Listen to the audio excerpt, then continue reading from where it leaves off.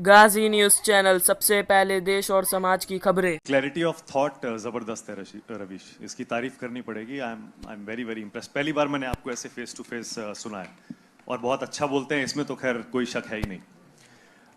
Content जो है उस पर बाद में, लेकिन जैसा संदीप ने कहा, आप बहुत ज्यादा नेगेटिव नहीं है। जैसे कल राजदीप आए थे, राजदीप ने कहा कि अगर मीडिया बटा है उसमें मानक मैं दुकानदार नहीं हूं। हाँ, आप जिनका नाम लेकर आए हैं वो मैं बैलेंसवादी नहीं हूं। इस वक्त भारत का मीडिया भारत के अर्जित लोकतंत्र की हत्या कर रहा है।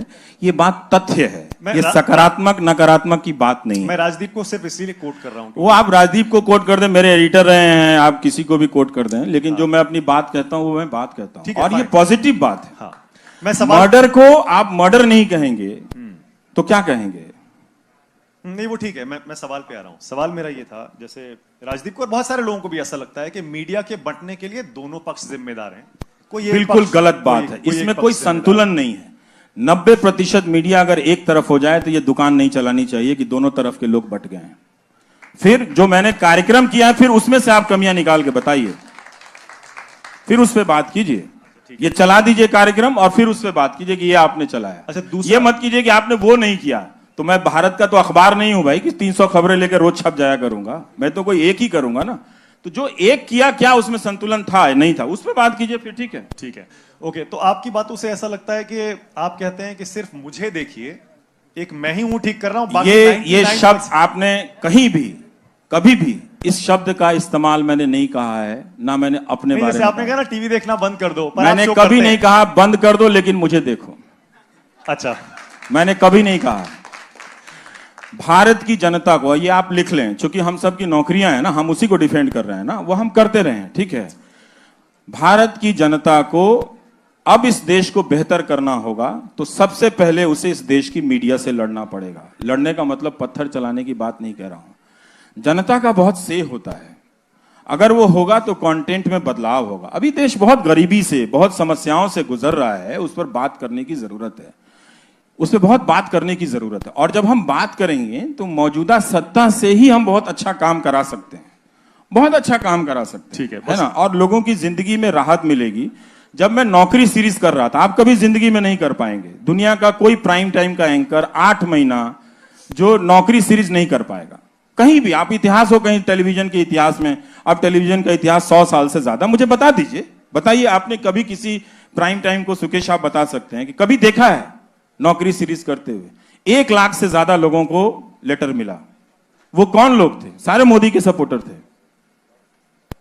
और वो जब आए तो उन्होंने कहा कि ये मीडिया बिक गया है, हम आपके पास आए हैं। उन्होंने मुझसे झूठ नहीं बोला, उन्होंने कहा हम मोदी जी के सपोर्टर हैं, लेकिन हम चाहते हैं आप मेरी आवाज उठाएं। मैंने कहा आपकी कहानी सही होनी चाहिए, बस किसके सपोर्टर है, मेरा उसमें बिजनेस नहीं है। ओके, बस एक चीज और है। जैसे आपने कहा कि आपको 1 मिलियन लोग देखते हैं, वाकई आपकी बहुत फैन फॉलोइंग है, बहुत लोग देखते हैं आपको, लेकिन बाकी लोगों को आप डिसमिस क्यों कर रहे हैं? उनको भी उसी यूट्यूब पर मिलियंस ऑफ मिलियंस आप तुलना कर लीजिए। नहीं, तुलना नहीं, वैसे बता जरूर उनको। मैंने ये भी कहा कि सारी दुनिया मुझे नहीं देखेगी। नहीं, आपने कहा ना टीआरपी आती है तो वो गलत है, हाँ, उसको नहीं मानते, पर यूट्यूब पे उसी प्लेटफॉर्म मैंने उसको एक उदाहरण दिया है कि ऐसा नहीं है कि लोग मुझे नहीं देखते हैं, ठीक है, ऐसा नहीं है कि लोग मुझे नहीं देखते, मुझे भी देखते हैं। और मैंने संदीप से यह भी कहा कि और ये कभी भी मुमकिन नहीं होगा कि सारे लोग मुझे देखें, हो ही नहीं सकता, और ऐसा होना भी नहीं चाहिए।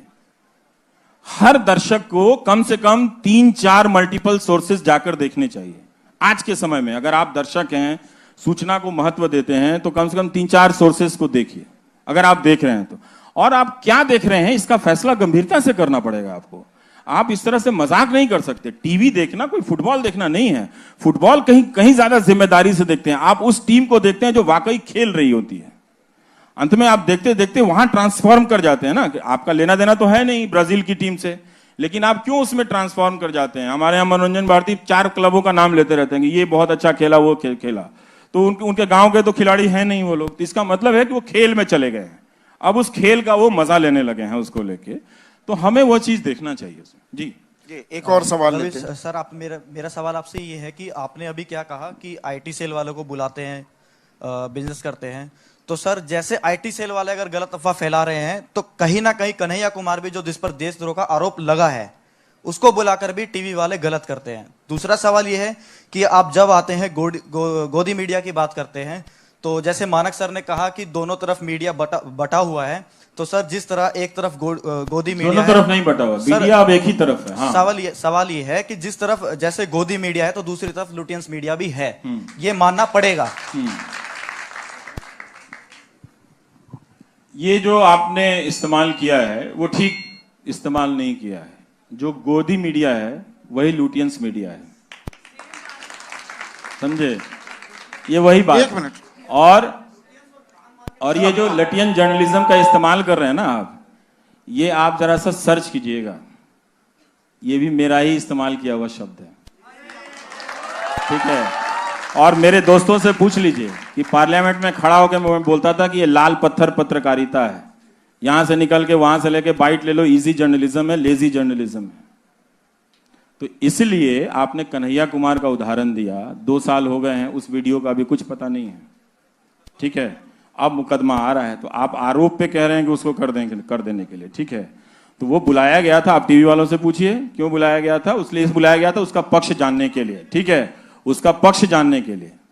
अगर कोई नारा लगा देने से, इस देश में सुप्रीम कोर्ट का कानून भी तो है, देश का कानून भी है, वो देशद्रोही नहीं हो जाता। वो नहीं होता तब भी लोग उसको देशद्रोही कह रहे हैं। नहीं, यहाँ पर भी रवीश एक और दिक्कत हो गई है।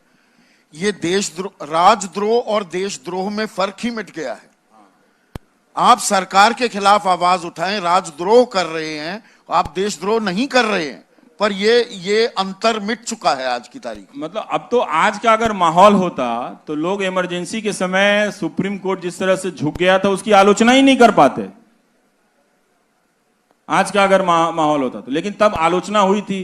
खन्ना साहब एक जज थे जो खड़े हुए, तो उनका इतिहास में नाम है ना, इसीलिए चीफ जस्टिस नहीं बन पाए, इसीलिए चीफ जस्टिस नहीं बन पाए, क्योंकि वो खड़े इसलिए नहीं बन पाए। हाँ। लेकिन तब लोगों की निगाह थी कि सुप्रीम कोर्ट में कुछ गलत हुआ है, और आज जनता चली आती है कि आप क्यों बोल रहे हैं।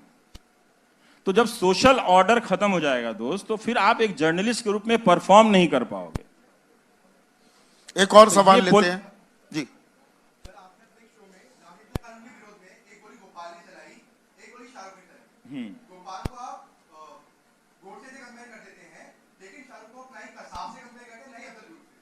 आप कर लीजिए, हमने तो आपको रोका नहीं है। ऐसा है, उसका कॉन्टेक्स्ट है, मैं बताता हूं उसका कॉन्टेक्स्ट है। वो गोली 30 जनवरी को चला रहा था। 30 जनवरी का दिन जानते हैं आप कौन सा दिन है? ठीक है, तो उसका एक कॉन्टेक्स्ट है। अगर आप इस बाइनरी में खेल खेलना चाहते हैं तब तो आप उस प्रोपेगेंडा के शिकार हो चुके हैं ना। उस दिन, जिस दिन गांधी जी की हत्या हुई थी, और आप देख लीजिए कि वो किस तरह की बातें कर रहा है, आके अंत में गोली चला रहा है। तो गोडसे से क्या मतलब, आपको उसमें आपत्ति है कि गोडसे से क्यों नहीं कंपेयर किया हमने?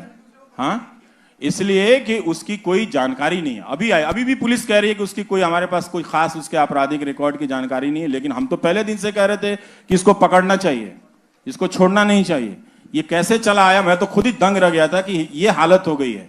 क्योंकि आपने पहले जो 2 लोग गोली चलाए थे तो उसके समक्ष पक्ष में लोग खड़े हो गए थे।